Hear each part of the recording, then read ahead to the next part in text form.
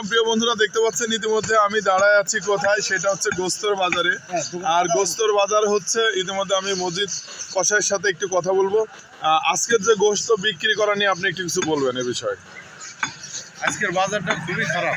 আচ্ছা, মানে ওয়েদার খারাপের জন্য, বৃষ্টির কারণে হয়তো মানুষজন আসবে কি আসবে না, তারপরে প্রত্যেকটা কষায় ভরপুর ভাগে গরু জবাই করেছে, কিন্তু আমি ওই সিচুয়েশনে করিনি। আচ্ছা। আমি 2টা গরু করেছি, আমার যেটুকুগুলো কাস্টমার এগুলোর জন্য করেছি, অতএব আমার গোশও নাই। আচ্ছা, আর বাদ বাকি প্রত্যেকটা কষারই কিন্তু গোশ বেচতেই পারিনি। আচ্ছা।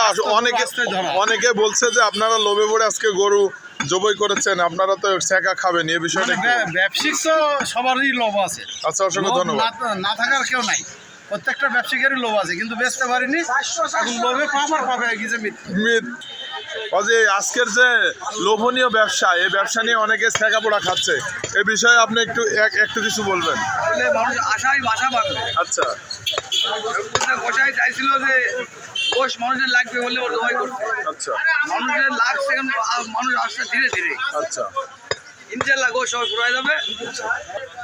আজকে যে গোশ নিয়ে মানুষ ছেঁকাছেই করছে, এই বিষয়টা একটু বলবেন। আমি বলবো দেখি আমার কাছে বলতে পারে।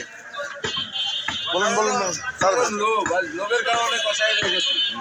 মানে গোশ নিয়ে আজকে ছেঁকা খাচ্ছে ঈদের দিন, মানে আনন্দে তো গোশ বিক্রি হয়ে যাওয়ার কথা, এই বিষয়টা একটু বলবেন।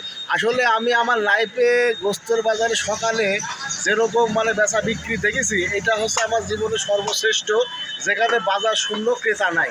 আচ্ছা, এই বিষয়ে মানে অনেকে বলে বাজারে গোস্ত কিনতে গেলে হাড় আর তেল দিয়ে দেয়, এই জন্য বাজারে গোস্ত মানুষ কিনতে আসছে না, অনেকে কমেন্ট করে, এগুলো এই বিষয়ে একটু বলবেন। না, এটা আসলে একটা মিথ্যা প্রচারণা ছড়ানো হয়েছে।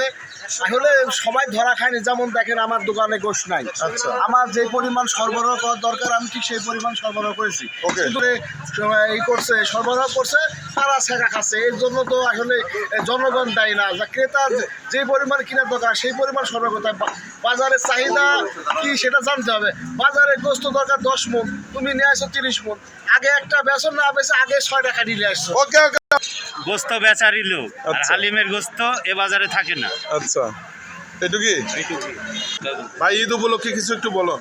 কি বলবো, ব্যথা কেনা না, লোক মানে অনেকেই বলছে যে আপনারা গোশে চর্বি আর হাট দেন, এই জন্য বেচা কিনা কম।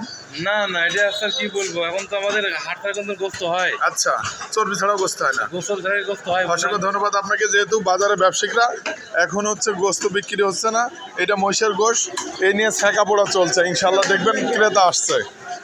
হ্যাঁ, বলো বাবা। ঈদ মুবারক বলার কিছুই নাই।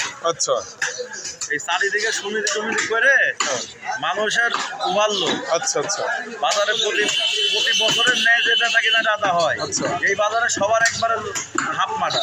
মানে গোশ এখনো আছে এই জন্য বলছো নাকি? হ্যাঁ, এক গরু পুরা ধরাই আছে। আচ্ছা, অসংখ্য ধন্যবাদ। তোমরা আগে থেকে সিচুয়েশন করে নিবে। না, আমরা এই পর্যন্ত সিচুয়েশন এই পর্যন্ত আমাদের শিডিউলে চলে যে নামাজের আগ দিয়ে 1 ঘন্টার বেচা কিনা করি, এক গরু শেষ হয়ে যায়। তার মানে তুমি ভোগান্তিতে ভুগছো, এই বিষয়টা মানুষকে জানাচ্ছ। একবারে পথে মাটার। পদে মাটার। জি। আচ্ছা, অসংখ্য। আজকে ঈদ উপলক্ষে ক্রেতা নাই, এই জন্য ব্যবসায়িকদের ভোগান্তি।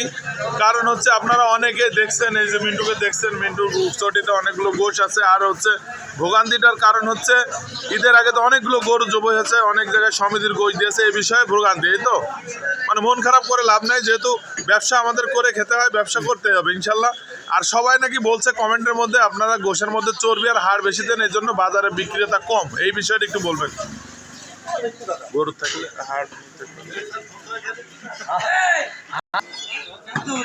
আজকে ঈদের দিন ব্যবসায়িকরা ভোগান্তিতে নয়, আনন্দে আছে বা ভোগান্তিতে আছে। দেখতে পাচ্ছেন প্রিয় বন্ধু, ক্রেতা এখন ইতিমধ্যে হঠাৎ করে নেমে গেছে বাজারে।